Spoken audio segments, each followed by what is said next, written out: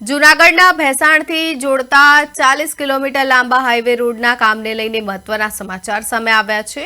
આ માર્ગના વિકાસ માટે સરકાર દ્વારા ₹53 કરોડની મંજૂરી આપવામાં આવી છે અને છેલ્લા 1 વર્ષથી રોડનું કામ ચાલી રહ્યું છે। મધુરમ કન્સ્ટ્રક્શન દ્વારા હાથ ધરાયેલી કામગીરી હાલ 50%થી વધુ પૂર્ણ થઈ હોવાનું જાણવા મળી રહ્યું છે।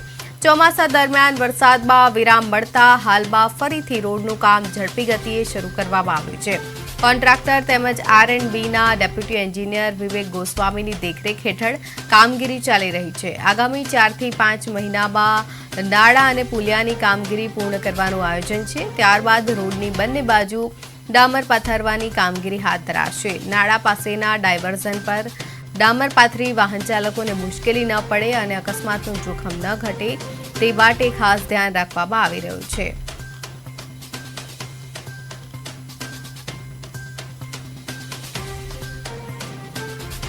કામકાજ ચાલુ છે। ચોમાસું એટલે કોન્ટ્રાક્ટર બધે કામ તો કરે જ છે।